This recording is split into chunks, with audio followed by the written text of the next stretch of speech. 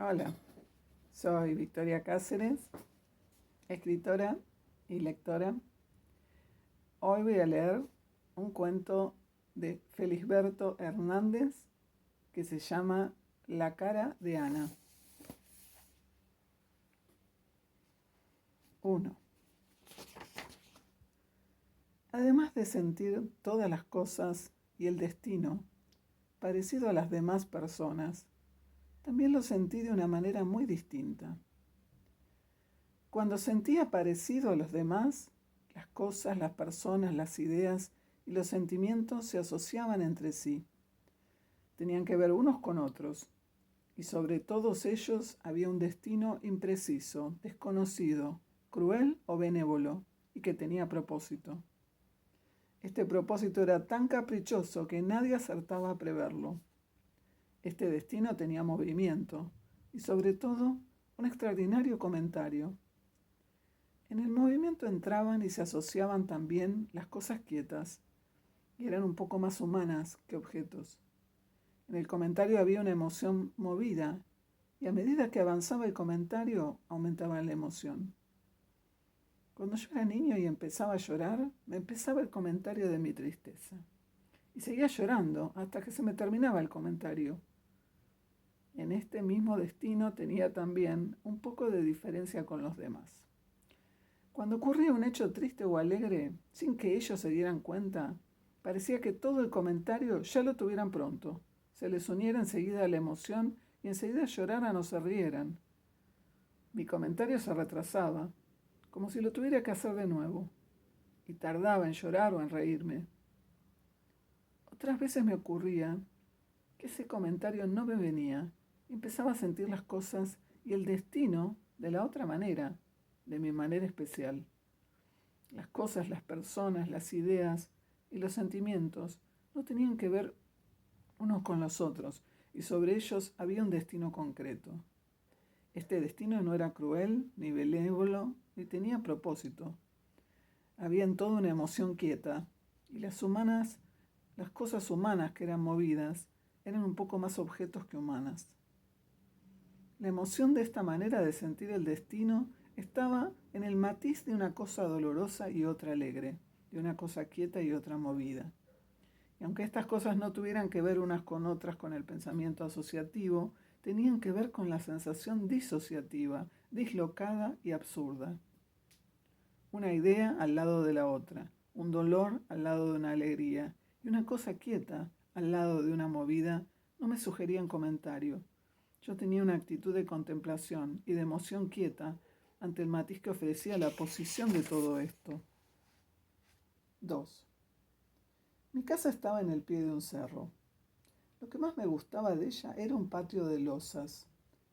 Este patio era tan de mi casa como si yo hubiera visto en otro lado otro parecido. Me hubiera dado fastidio y nunca lo hubiera encontrado tan lindo. Yo paseaba a menudo por él, pero sin pisar las rayas. Estaba tan acostumbrado a esto que aunque cruzara sin ser para pasear, tampoco pisaba las rayas. En ese tiempo yo tenía 6 años y una mañana vino a mi casa una muchachita que tenía 8. La madre era amiga de la mía y hacía mucho tiempo que no se veían. Después de las primeras cosas las madres nos dejaron solos, creyendo que pronto nos haríamos amigos. Pero a ella no se le importaba nada de mí y yo no me daba cuenta bien de lo que pasaba. Ella se llamaba Ana y no era traviesa ni sacudida, pero tenía unos ojos negros muy abiertos y miraba todo con una curiosidad libre y desfachatada. Yo la miraba mientras ella miraba todo y ella miraba todo como si yo no estuviera. Entonces fui a decirle a mi madre que ella miraba todo. Cuando volví al patio, Ana estaba haciendo lo mismo que yo. Caminaba por las losas sin pisar las rayas. A la hora de cenar éramos amigos. La sentaron a mi lado. Pero mientras comía me miraba de una manera que parecía que pensaba que yo era un idiota. Un silencio raro, porque todavía no había una confianza definitiva en todos los que había en la mesa. Ana los empezó a mirar y a sentir el silencio raro, pero al momento sintió ganas de violar ese silencio. Me miró para ver si a mí se me ocurría lo mismo, y aunque no me encontró con la misma predisposición, no pudo aguantar la risa y soltó una carcajada desvergonzada. A ella, la madre le dio un pellizcón, pero me empecé a tentar yo. Cuando la volví a mirar, ella estaba llorando. Y cuando ella me volvió a mirar a mí, los dos soltamos la risa. 3. A los pocos días hizo una mañana muy linda y era día de fiesta. Por la vereda de mi casa pasaba muy alegre la gente que subía al cerro. Pero en mi casa había mucha tristeza. Se había muerto mi abuelo. Lo supe después de que me levanté. Me hacían el comentario de cómo había sido antes mi abuelo y cómo seríamos después nosotros sin él. Yo hacía un gran esfuerzo para suponerme lo que me decían, pero mi imaginación no era muy concreta y no me causaba el dolor que debía causarme. Cuando lo vi por primera vez en la pieza que lo velaban, tuve una impresión rara, pero no de terror. También me acuerdo que enseguida fui al escritorio con mi padre y vi, por primera vez, cómo se lacraban las cartas. Después fui a donde estaba mi abuelo muchas veces más. En una de esas veces me encontré con la mirada de Ana y con su risa. Pero yo sabía cómo se reía ella, cómo le gustaba violar el silencio que tenía mi abuelo y el silencio que hacían los demás. En otra de las veces sentí el destino de mi manera especial. Yo estaba parado en el zaguán, en la pieza de la derecha, los de mi familia lloraban y nombraban a Dios. A veces detenían el llanto un poco como para dar vuelo al comentario y después volvían a llorar. En la pieza de la izquierda estaba mi abuelo, que no se le importaba nada a los demás. Por la vereda pasaba la gente muy alegre y no se le importaba nada de lo de adentro. Y por alguna otra parte debía estar Ana, riéndose del silencio de los demás y del silencio que tenía mi abuelo por la muerte. Entonces sentí todo con una simultaneidad extraña. En una pieza el movimiento de los comentarios y los llantos. En la otra el silencio quieto de mi abuelo y de los candelabros. Con excepción de las llamitas de las velas, que era lo único que tenía movimiento en esa pieza, el ruido y la alegría en la vereda y la risa que me imaginaba que tendría Ana en alguna parte. Ninguna de estas cosas tenían que ver unas con otras. Me parecía que cada una de ellas me pegara en un sentido como si fueran notas, que yo las sentía todas juntas como un acorde, y que a medida que pasaba el tiempo, unas quedaban tenidas y otras se movían. En todo esto yo no tenía comentario, y el destino de los demás con sus comentarios y sentimientos era una cosa más para mi destino especial. Todas las cosas me venían simultáneamente a los sentidos, y estos formaban entre ellos un ritmo. Este ritmo me daba la sensación del destino, y yo seguía quieto, y sin el comentario de lo físico ni de lo humano. 4. A veces yo hacía algunas cosas bien. Entonces, las personas mayores me elogiaban para estimularme. Ese jueguito me era antipático, y yo dejaba de hacer aquello bien.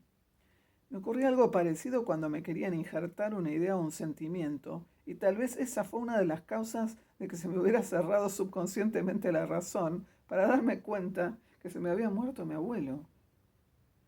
En los primeros días del duelo en mi casa había una vida nueva, agitada, incómoda, y la violencia de ese presente me seguía anestesiando la percepción de lo que había pasado. Pero a los muchos días, cuando todo estaba más tranquilo y más parecido a antes, tuve una gran tristeza por mi abuelo. Me empecé a dar cuenta tranquilamente de que no estaba y que no estaría más. Se empezaba a dar cuenta una parte de mí que me parecía que no era el pensamiento, pero que a la vez me hacía pensar. Cuando fue un poco el atardecer me aumentó mucho la angustia y me puse a llorar. Ana me preguntó por qué yo lloraba y yo caí en la tontería de decírselo. Entonces ella se rió muchos días. Pero otro día a ella se le atrasó el comentario. Estábamos jugando en un terreno baldío. Aproveché que ella estaba de espaldas y con un palo inmenso le pegué despacito en la cabeza. Ella se quejó sin darse vuelta, pero cuando se dio vuelta y vio el palo con el que le había pegado, se echó a llorar. Entonces me reí yo. A los pocos días, Ana y la madre se fueron de casa. Mi tío y yo fuimos a despedirlas al muelle. Yo no sentía que Ana se iba, aunque esa tarde lloré, pero lloré por otra cosa, por la violencia con que sonaba el pito del vaporcito. Esa estridencia me producía siempre un dolor físico tan grande que me hacía llorar tan decididamente como cuando uno se ríe con sobrados motivos. Después me daba cuenta que mientras me había durado el llanto, yo había estado con todo mi sentimiento detenido o dedicado exclusivamente al llanto, y tal vez por eso no habría pensado en que Ana se iba.